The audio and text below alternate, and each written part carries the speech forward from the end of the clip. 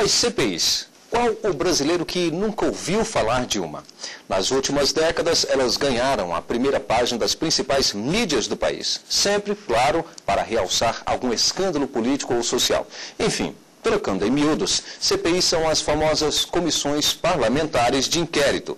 Elas constituem relevante instrumento de fiscalização exercido pelo parlamento, além do controle externo, que é levado a termo com o auxílio do Tribunal de Contas da União. O Congresso Nacional pode exercer o controle diretamente. Por meio dessas comissões, é que elas possuem uma natureza híbrida, jurídica e político-administrativa.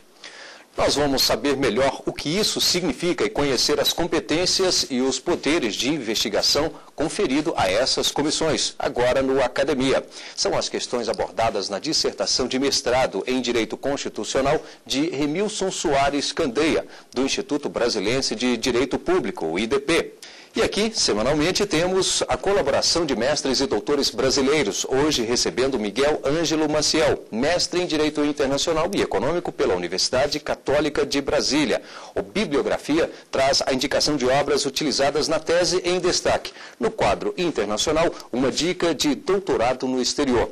O perfil de Paulo Brossard de Souza Pinto, ex-presidente do STF e do TSE, especialista em Direito Constitucional. Tudo isso no Academia que começa agora.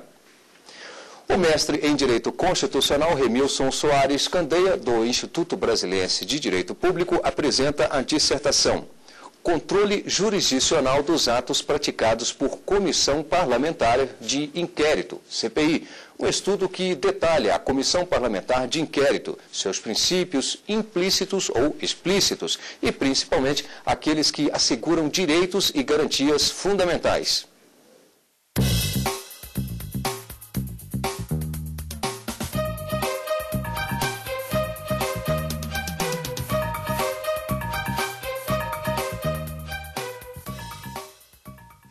Para debater este estudo científico, convidamos o senhor Antônio Carlos Bigonha, procurador e presidente da Associação Nacional dos Procuradores da República, e Argemiro Cardoso Moreira Martins, professor da Faculdade de Direito da Universidade de Brasília.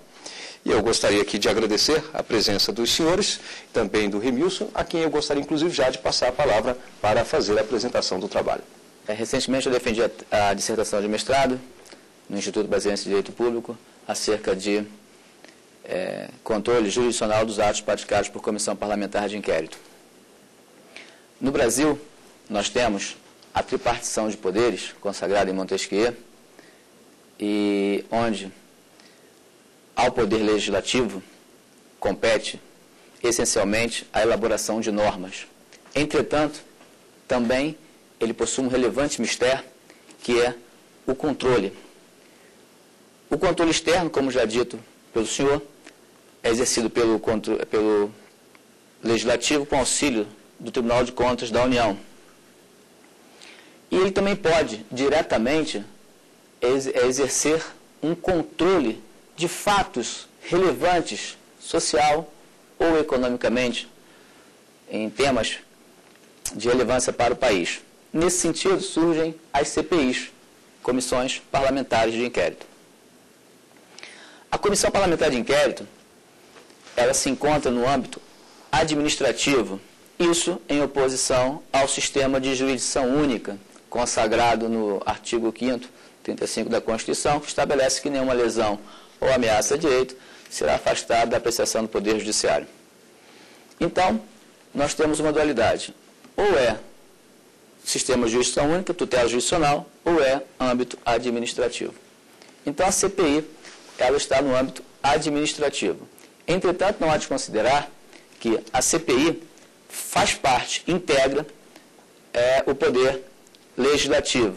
Nesse sentido, a natureza jurídica de uma comissão parlamentar de inquérito consiste em uma natureza político-administrativa. Pois bem, quais são os requisitos para se instaurar uma comissão parlamentar de inquérito? São 3. Primeiro, há de haver a assinatura de 1/3 dos membros, ou da Casa ou do Congresso. E aí, 1/3 de senadores e 1/3 de deputados federais. Segundo requisito, fato certo. Ou seja, o que se visa a apurar. O que se visa a apurar. E o terceiro, por tempo determinado. Esses são os 3 requisitos. A pergunta que emerge é, em havendo o preenchimento dos 3 requisitos, pode a mesa deixar de instaurar CPI? Não.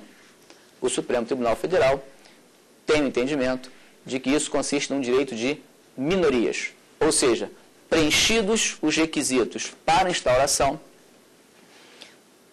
deve a mesa instaurar a Comissão Parlamentar de Inquérito, sob pena de esses partidos minoritários se socorrerem no Poder Judiciário para ver a tutela do interesse cerceado pela mesa respectiva, ou da Câmara, do Senado ou do Congresso Nacional. Pois bem, instaurado o procedimento de Comissão Parlamentar de Inquérito, resta ver aqueles pontos controvertidos que são abordados na CPI. Primeiro, direito de minorias. A CPI consiste em um direito de minorias, preenchidos, como já falei, os requisitos anteriormente mencionados, ou seja, assinatura de 1/3 dos membros, fato certo determinado, tem que instaurar a Comissão Parlamentar de Inquérito. Segundo ponto, quebra de sigilo bancário, fiscal e telefônico. A Constituição da República, ela estabelece o direito à inviolabilidade do sigilo bancário, fiscal e telefônico. No que tange ao sigilo bancário e fiscal, há entendimento sobre a possibilidade, inclusive normativo legal, que autoriza a CPI a requerer essas informações e são responsáveis pela mantença do sigilo. Agora, um ponto importante diz respeito ao sigilo telefônico. E aí eu vou dividir em 2 partes. Primeira parte diz respeito a dados. Segunda parte diz respeito à escuta telefônica, popularmente chamado de grampo, né? Não há óbices para que a Comissão Parlamentar de Inquérito requeira, devidamente motivado pelo seu colegiado, e aí um princípio já, né, aplicável às CPIs, que é a colegialidade, decisão por colegiado, de requerer as informações de dados telefônicos. Por exemplo, quem recebeu ligação, para qual ligação foi feita. Isso não é escuta, isso são dados. Quem ligou, quem recebeu, essas informações. E a segunda parte diz respeito à escuta telefônica. A Constituição estabelece no âmbito, digamos, penal, a escuta telefônica. E isso faz parte de uma reserva legal. Quais são os limites de atuação da Comissão Parlamentar de Inquérito? Em que pese ela possuir competências, não há falar em invadir a competência reservada ao Poder Judiciário ou reserva legal. Então, as escutas telefônicas, se eventualmente necessárias, hão de passar pelo crivo, pela autorização do Poder Judiciário. Não há falar em CPI determinar uma escuta telefônica. Terceiro ponto, direito de permanecer calado. Nosso ordenamento tutela, resguarda o direito de não produção de prova contra si mesmo. Então, nenhuma pessoa pode ser compelida a dar testemunho, declarações que possam, de certa forma, vir contra o depoente. Nesse sentido, o cidadão tem o direito de permanecer calado em face de perguntas formuladas pela Comissão Parlamentar de Inquérito. E qual seria o remédio constitucional apropriado para isso? Seria o habeas corpus preventivo, ou seja, a iminência de um de uma violação ao direito de ir e vir. Ou seja, se houver a ameaça ou a possibilidade da decretação da prisão, ele pode socorrer, no caso aqui ao Supremo Tribunal Federal, para solicitar um habeas corpus preventivo. Não há confundir esse habeas corpus preventivo para assegurar um direito fundamental, ou seja, de permanecer calado, com outras violações praticadas no âmbito da CPI. Ou seja, ele tem o direito de permanecer calado. Não tem o direito de desconsiderar, afrontar, desrespeitar os membros da Comissão Parlamentar de Inquérito. O habeas corpus salvo-conduto preventivo destina-se a garantir o direito de ir e vir se ele entender que há de permanecer calado.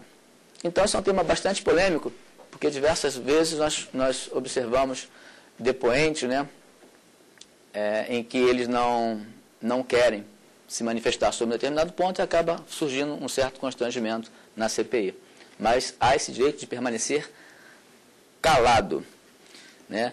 E também nós temos o direito de petição, consagrado no artigo 5º, 34A da Constituição, ou seja, as pessoas têm o direito de obter informação a seu respeito para tutelar direitos seus. Por que isso é importante?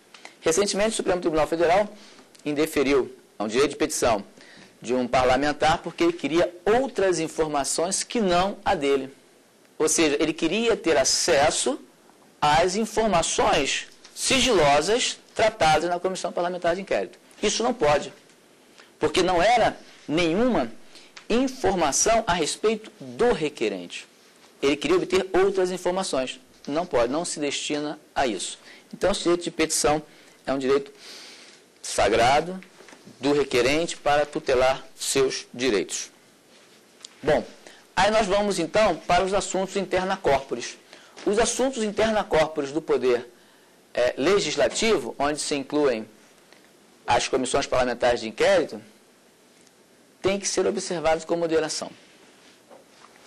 É possível controlar atos interna corporis praticados por comissão parlamentar de inquérito? Sim, desde que haja a violação a um direito fundamental. Desde que haja direito fundamental. Se não houver essa violação a um direito fundamental, não há a falar. São atos, às vezes, por vezes, discricionários. Por que eu vou convocar uma pessoa ou não vou? Isso é um ato discricionário, porque isso faz parte do desenvolvimento da comissão parlamentar de inquérito. Ou seja, é a comissão querendo desenvolver para chegar a um termo, que a finalidade seria encaminhar os documentos ao Ministério Público para oferecimento ou não de denúncia, né? Então, os assuntos interna corporis somente se sujeitam ao crivo se houver violação ao direito fundamental. Aí entra aquele ato de controle de legalidade e controle de mérito do ato administrativo. O ato administrativo ele possui aqueles requisitos: competência, forma, finalidade, motivo e objeto. Os atos praticados por CPI são atos administrativos em oposição ao Poder Judiciário. Se houver alguma violação de legalidade, compete ao Poder Judiciário, na tutela jurisdicional do artigo 5º, 35, dizer o direito por termo ao conflito, por termo à lide. Então, esses assuntos interna corporis são, se violar direito, aí sim cabe a tutela jurisdicional. Qual seria a conclusão a que nós chegaríamos? Os atos praticados por comissão parlamentar de inquérito, eles estão sujeitos ao controle do Poder Judiciário, desde que invadam a seara de um direito subjetivo, de um direito fundamental, do depoente ou de qualquer outra pessoa que se sinta ameaçado ou que tenha essa lesão iminente.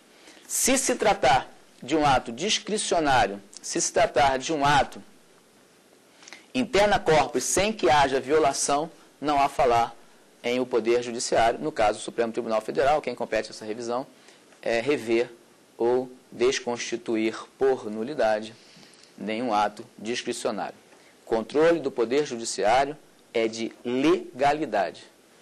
Já o mérito compete ao administrador, sob pena de o Poder Judiciário adentrar a seara e usurpar a função do gestor público, que não é isso a que se destina o Poder Judiciário. Bem, agradeço aqui ao Remilson Soares Candeia pela apresentação. Nós vamos conferir parte da bibliografia, base, inclusive, deste estudo. Vamos acompanhar. Comissões Parlamentares de Inquérito no Brasil, de Jessé Cláudio Franco de Alencar, publicado pela editora Renovar. Elementos de Teoria Geral do Estado, de Dalmo de Abreu Dalari, editora Saraiva. O Academia é um espaço aberto ao conhecimento e quer a sua participação. Entre em contato com a nossa equipe pelo endereço eletrônico academia@stf.jus.br. Nós vamos a um pequeno intervalo e voltaremos em instantes com o debate sobre controle jurisdicional dos atos praticados por Comissão Parlamentar de Inquérito, CPI. Até já.